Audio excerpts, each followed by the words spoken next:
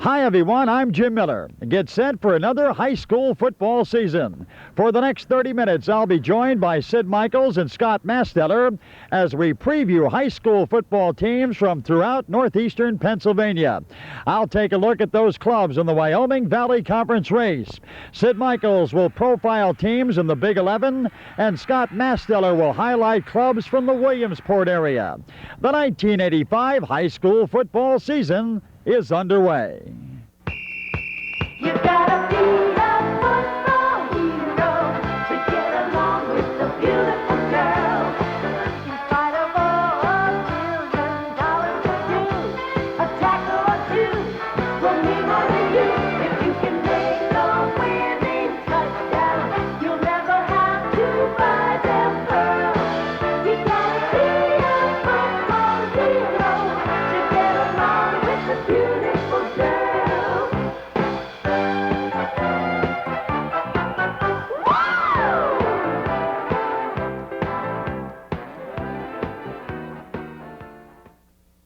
For the past 2 years, the story in the Wyoming Valley Conference has been the tremendous rise to power of the Hawks of Hanover area.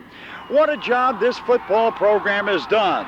3 years ago, they had an overall record of 3 wins against 8 defeats. In the past 2 seasons, this club posted a record of 25 wins against 1 loss, and they captured back-to-back Class B Eastern Conference championships.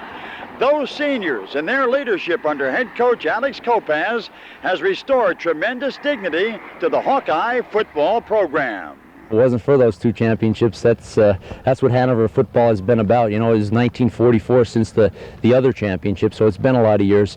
We're hoping to build on that. You know, we got a bunch of young kids, and these kids know that Hanover are the champions. They play championships football, and they want to maintain that tradition. We feel we have a super attitude. As a matter of fact, out of this being my 4th year now, I definitely would have to say that this team attitude is as good as, if not better, than any of the other years, including the championship years.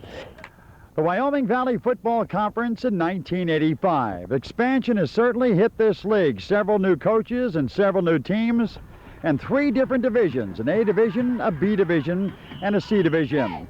Tonight we begin by talking about the A division. Going in, the preseason favorite would have to be the Warriors of Wyoming area. We're excited about this season, Jim. We have quite a few kids coming back from last year's championship team. We have a few spots to fill, but we're enthused. We think we have a good ball club. Is there any pressure? I've talked to a few coaches who say, look out for Wyoming area. It's nice to be in that position, but, you know, like anything else, we have to produce on the field. And I think we have some spots that we have to fill. We lost a great quarterback, defensive back in Leo Malski, and a fullback linebacker in Jeff Hagan. They're 2 key spots that we have to fill. Here at Coughlin High School, second-year head coach John Joseph returns a number of players who learned a great deal in 1984. For the coaching staff and the team, it was a growing experience, and that trend should continue this time around. The Crusaders of Coughlin High School, looking for a starting quarterback on offense, but rock hard on defense. Defensively, we have 8 out of 11 returning. We have all linebackers, again, Paul Cole, Brzezinczyk, Mark Kay, Tony Visotsky. We have 2 out of 3 in our secondary back, Joe Marotti and Dale Drendel. And we have to replace our defensive line. We have experience coming back for us this year. We have 26 lettermen returning, a great group of underclassmen coming, so we're looking forward to this year. This is Charlie Trippi Stadium. It's the home of the Patriots of Pittston area, a team that suffered through a very tough 1984 season. In fact, at 3-8, it was the worst season in the history of Patriot football.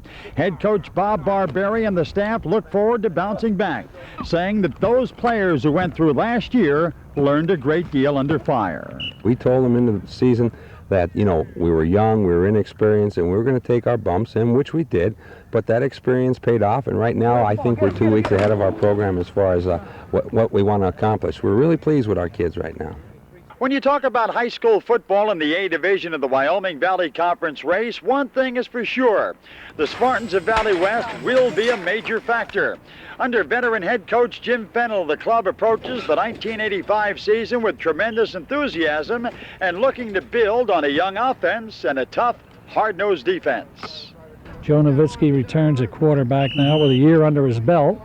and hopefully we'll improve our passing game, see if we can match up with what we did with Frankie Bauer in his senior year and get ourselves a little bit of a balanced offense.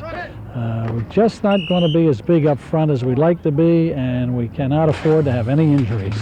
In the twilight of a very tough midsummer evening, the Mounties of Hazelton prepare for their second year in the Wyoming Valley Conference football race.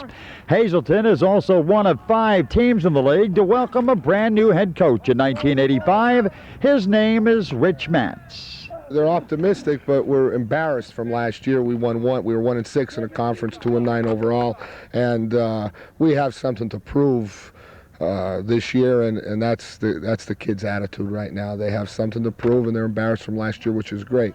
The Mohawks of Myers were one of the great stories in the Wyoming Valley Conference race last year. Under head coach Mickey Gorham, they roared through the season with a record of 9-2 and wound up in the Eastern Conference football playoffs. That season gave the returning veterans tremendous confidence going into 1985. We have Gene Maffei back at quarterback, who had an outstanding year for us last year, and we have an all-scholastic in Mark Minichello at fullback, and Tommy Saff is an outstanding receiver, our tight end, and we bring back Jimmy Royal and Billy Edwards and Carl Snook, so we have some experience, and we feel we have some outstanding leadership, and with our sophomore crew, we think that it's going to give us a little bit of a depth. GAR football. It's something of a passion here in the Heights section of Wilkes-Barre, and frankly, 2 years ago, a 3-8 record bothered this football program tremendously. Under the leadership of head coach Charlie Fick last year, the team roared basically all the way back. And the coaching staff would like to call on those players that called on pride and integrity to get the job done. They look to be very competitive in 1985. I'm very enthusiastic about that. We have a lot of kids that have been there since they've been a sophomore. And I mean, they've been through the wars. They suffered through a 2-8 season as sophomores, and they took their licks.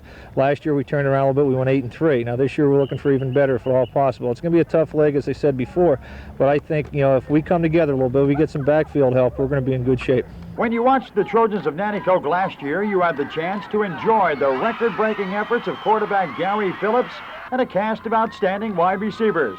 They have graduated, and head coach Bill Goodman looks to shore up the holes and be competitive in 1985. Hopefully football's coming back, and you go against the Coughlins and the Wyoming areas, and you need the big boys. And that's our goal this year, is to work on those young kids, build them up, along with the inexperienced seniors, kind of put it all together. The Tigers of Tunkhannock under third-year head coach Tom Oziewski have always showcased a fine running attack, and this year will be no different. Tailback Kevin Gilpin leads a club that looks to do much better than their 5-6 record last year. Tunkhannock will be competitive. We have a well-balanced team as far as experience. We have a 1,000-yard rusher coming back in Kevin Gilpin. We have a starting split end that's a 3-year starter. Offensive line-wise, everybody has at least 1 year of playing time in, so basically I think we're going to do pretty well in the conference this year. Here at Dallas High School over the past few years, the football program has run on some hard times. In fact, last year they won once and lost a total of 10. During the offseason, some changes. The Mountaineers hired a new head football coach. His name is Ted Jackson. A nice situation. It's a little more pressure here and there, a little more little things you have to get done that other people always did, and that can be a headache at times, but I'm enjoying the responsibility. Here at Lake Lehman High School, 1985 will be a homecoming. He left in 1978, and now he is back. Lehman head coach Rich Gorgon. We got about 40 kids out, and a lot of kids never played football before. We recruited. They only had 30 kids last year, and a lot of them were seniors. So we got a lot of kids out, and a lot did not play. So we're kind of green, but I tell you, we got some nice kids. There is a new division in the Wyoming Valley Conference this year, the C Division. And one of the preseason favorites going in, the Comets of Crestwood High School under new head coach Bill Jones. Jones returns 15 lettermen in 1985 and says the preseason selection is an honor for his young football program. Well, I'll tell you, that's a great honor. Other people have said that to us, but as you know and everybody knows, it's nice to be picked. It's a great honor to be picked. It's flattering and everything else, but when it comes Friday or Saturday, you got to prove yourself, and there's a lot of great teams out there, so we'll have to be ready every week. The Argents and third-year head coach Sal Montagna have paid a tremendous price over the last couple of years in a league that shows little or no mercy for inexperience. But this is now a veteran unit on offense and defense, and Bishop Hoban will be a definite factor factor in the C division of the Wyoming Valley Conference race. Well, I think we're going to have a good football team this year. Our defense is solid. We have the same kids back from last year, and I think our offense this year will start clicking. The seniors are really working hard, and they're pushing the other kids, and I think this year is going to be the team. Rounding out the conference this year, the Rangers of Northwest Area under head coach Ron Powell is looking to improve greatly in '85. The Queensmen of Bishop O'Reilly under new head coach Ron Ryback. He comes over from Dallas High School. And Westside Tech returns to conference play under the leadership of head coach Ray McNulty. The Wyoming Valley Conference, expansion and competition. 17 teams launching a brand new season.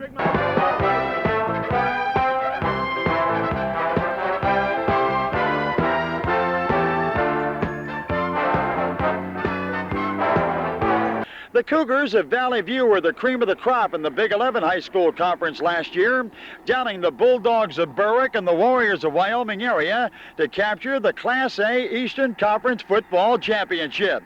Sid Michaels profiles the 1985 edition of the Big 11 Conference, which again should be led by the Cougars and the Bucks of Dunmore. Football and Valley View. They've always gone together at the Peckville School, and together they've always equaled success.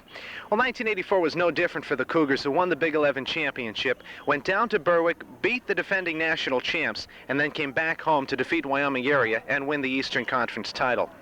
Well, success should be no stranger to Valley View once again in 1985, because Coach Frank Pizzalia's team is again being picked as one of the teams to beat in the Big 11. While the win over Wyoming area gave the Cougars the title, it was the Berwick game that many regarded as the championship. That was when Valley View went to Crispin Field and stopped the Bulldogs' 2-year winning streak. This team won 44 games in a row, and they're #1 in the country, but in all those years, they didn't beat us. And to be #1, you must beat us. When you beat us, then you're #1. It's as simple as that. But now the Cougars start anew, and what happened in 1984 has nothing to do with 1985. It's good to be defending champs, you know, but football is a very peculiar thing. You know, what you did last year really doesn't count very much on what you're going to do this year, so we're looking forward to the challenge.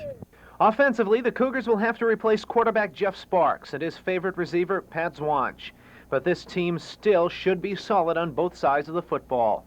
I think our strength right now is going to be our balance. We're working hard on balance. We do have a couple returning linemen and a couple returning backs, but we do have some youngsters that played quite a bit on our championship team last year, so they'll have to serve as the nucleus, and I think possibly we'll be as good as the youngsters that haven't played, how they come around. If anybody has the horses to overtake Valley View in the Big 11 this season, it's right here in Dunmore, where the Bucks are optimistic about their chances for 1985. Head coach Jack Henzes returns a strong starting backfield led by Bob and Bill Ruddy, and that's why he likes his team's chances for this season. A year ago, the Bucks were in the race until late in the season, and they should be there all the way this year if they can avoid injuries. We feel we have some fine personnel to work with, and we have quite a few veterans coming back. And I think the big difficulty that we as all small schools have is the depth problem, and I hope that we can stay healthy, and then we should be in the thick of the Big 11 football race. At North Pocono, head coach Nick Donato has brought that team into football prominence in the Big 11. 2 years ago, a playoff berth was followed up by a 9-2 record in 1984. But now Donato loses some of the big play men that helped make his team one of those to beat in the conference.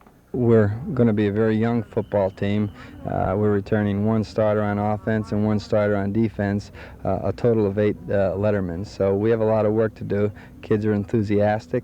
We have very few seniors on the squad, so we'll be playing a lot of sophomores and juniors. At Abington Heights, Ray Ronke enters his 3rd year as head coach, and although he's done a fine job with this team, he has fallen short of expectations in seasons 1 and 2. The Comets, however, should be among the better teams in the Big 11 in 1985. We're not a very, very big team. We do have fairly good team speed, and this is, I think, going to be our main attribute. We're going to have good team speed. How about defensively? What kind of team will Abington have this year? Again, hopefully very aggressive, a lot of good young players. Everybody here wants to play football, which is a very, very good thing. We're very enthusiastic. We want to play football. After 3 straight championship seasons here at Scranton Prep, the Cavaliers fell to a break-even season in 1984. It was a year in which this team got a lot of experience and learned from a lot of its mistakes.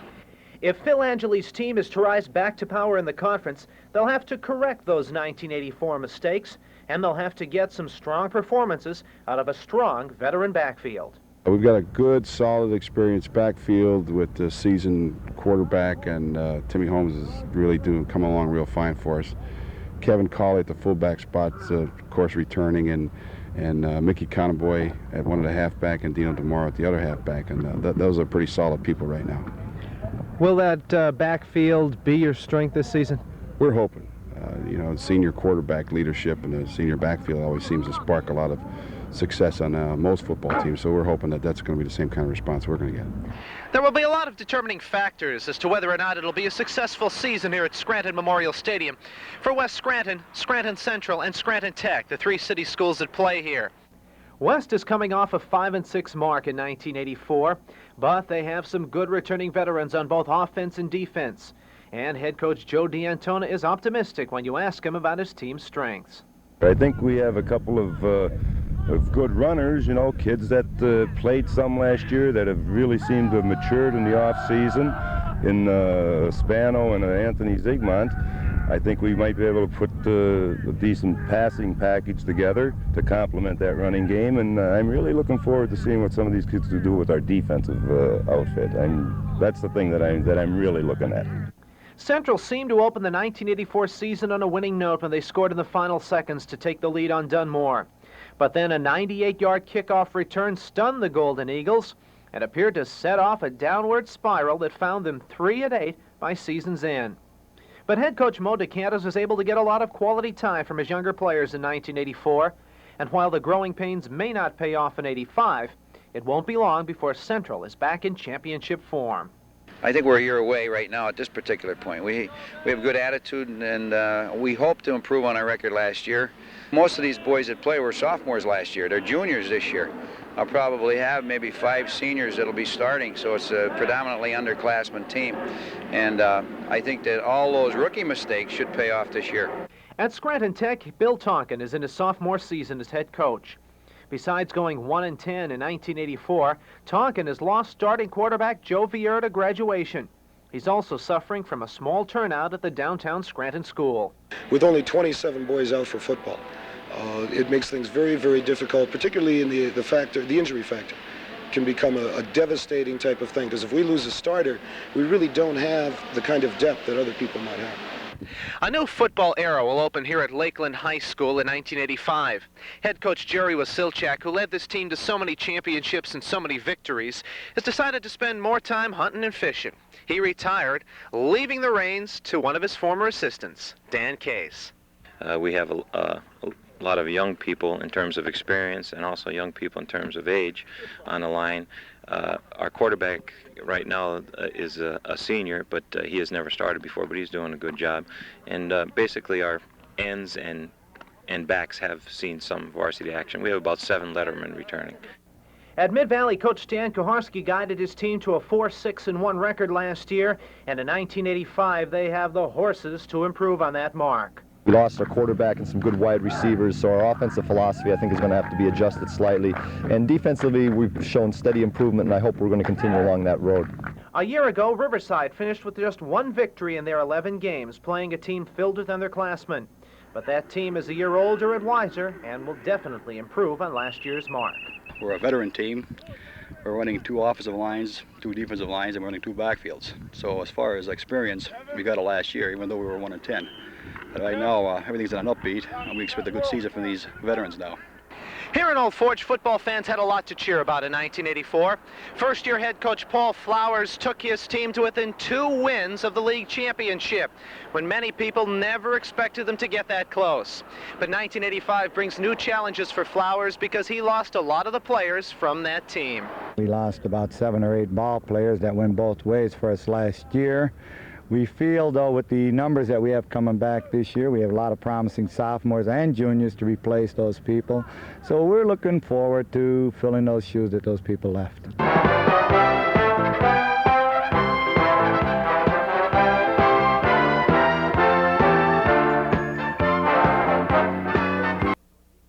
When you talk high school football in northeastern Pennsylvania, you must include the Bulldogs of Berwick under head coach George Curry.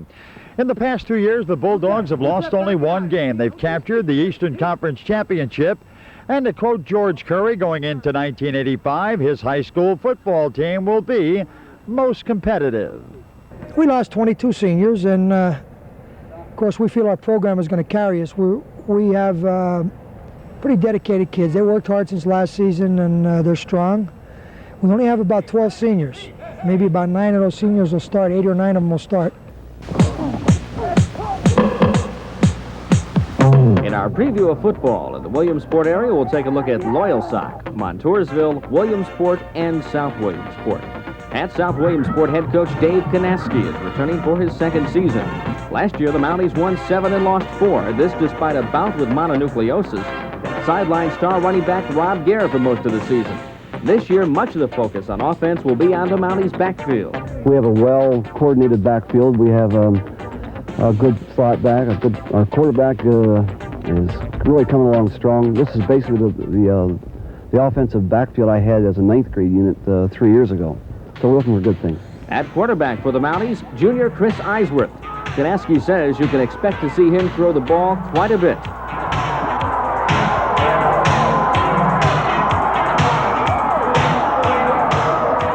One of the premier teams in the Williamsport area is the Montoursville Warriors under head coach Chuck Bowman. Last season, the Warriors finished undefeated and won a second consecutive West Branch championship. This season, however, promises to be a much more challenging one for the Warriors as they enter with a much younger squad due to graduation. Montoursville will be a very young team this year, having lost over 20 players to graduation. Coach Bowman says he has a nice nucleus of young athletes, but the offense will take some time. Well, offensively, we don't have the premier running back this year. We do have a couple of good running backs, but they're green. We're playing a lot of sophomores and juniors. But we do have a good core of receivers, and we anticipate throwing the ball well. Throwing the ball will be last year's JV quarterback, Clint Babcock. Bowman says the Warrior defense is flexible. Defensively, we're going to set up in our 4, but we adjust quite a bit. We go from a 5 to a 6 and then back to our 4, but our 4 is going to be our base defense. While the Warriors may pass the ball, arch-rival Loyalsock will take a different approach. Ken Robbins has been the head man at Loyalsock for 16 years, and he says this year the Lancers will run before they will pass. Well, offensively now, we'll be in a slot formation and a power I formation. We're really a variation team of the I formation. We're looking to run more than we passed this year until we settle our situation at quarterback. As was evident in their win over Towanda last Saturday, look for Gary Stahl and Ray Kiesling to rush the ball for Loyalsock. The Williamsport Millionaires play a big-time high school football schedule. Opponents include Berwick, Wyoming Valley West, Mount Carmel, and Gonzaga High School from Washington, D.C. The Williamsport Millionaires are coming off a record of 7 wins and 4 losses in 1984, and this season head coach Tim Montgomery tells us his offense will have a completely new look. Well, we're going to drop the I completely. We used to be an I team. In fact, for 13 years I've been coaching. We've been running I. We're going to ditch that completely, not run it at all. So we're going to be mostly 2-back offense. The main strength in defense for Williamsport is quickness. Coach Montgomery says the defense is simple compared to years past. And optimism is high at Williamsport as the Millionaires open the season with a stunning 48-13 win over a highly touted Pottsville. Photographer Tim Burke and I will have the highlights of the key games in the Williamsport area every Friday night right here on TV-28. Scott Masteller, Eyewitness Sports.